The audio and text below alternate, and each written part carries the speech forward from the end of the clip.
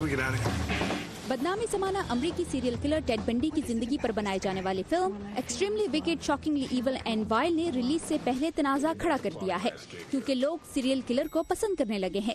70 की दहाई में टेड बंडी ने अपनी महसूरकुन शख्सियत का फायदा उठाते हुए दर्जनों खवातीन को जाल में फंसाकर कत्ल करने का इंकशाफ किया था। फिल्म में ये किरदार जैक एफ्रोन अदा कर रहे हैं। ट्रेलर रिलीज होते ही शायकीन ने सोशल मीडिया पर टेड बंडी की शख्सियत से मुतासिर होने का इजहार शुरू कर दिया है। फिल्म नाकदीन का कहना है कि ये याद रखा जाए कि टेड की पुरकशिश शख्सियत ने ही इसे इतनी सफाई से दर्जनों खवातीन को कत्ल करने में मदद दी। नेटफ्लिक्स ने भी नाजरीन को खबरदार किया है कि इस सीरियल किलर को आइडियल बनाने से गुरेज करें। You are skating on thin ice, partner.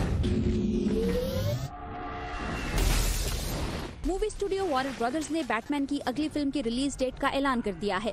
Film 25 जून 2021 को सिनेमा में पेश की जाएगी, मगर स्टूडियो ने ये नहीं बताया कि इसमें बैटमैन का किरदार कौन अदा करेगा।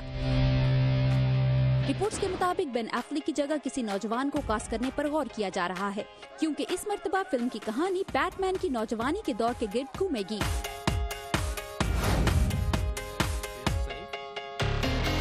अमेरिका में खेल और टेलीविजन की दुनिया के सबसे अहम दिन की तैयारियां जोर शोर से जारी हैं। इतवार 3 फरवरी को अमेरिकन फुटबॉल की नेशनल चैंपियनशिप का फाइनल खेला जा रहा है, जिसे सुपर बॉल कहा जाता है। ये अमेरिकी टीवी का सबसे ज्यादा देखे जाने वाला प्रोग्राम होता है, जिसे हर साल 10 करोड़ से ज्यादा लोग बराह रास्त देखते हैं और 30 सेकंड का एक इश्तिहार $50 लाख तक का फरोख्त होता है। इस साल सुपर बॉल हाफ टाइम के दौरान अमेरिकी पॉप ग्रुप मरून 5 परफॉर्म करेगा, जबकि कमर्शियल ब्रेक में बैकस्ट्रीट बॉयज के साथ चांस द रैपर डोरिटो बेचते नजर आएंगे।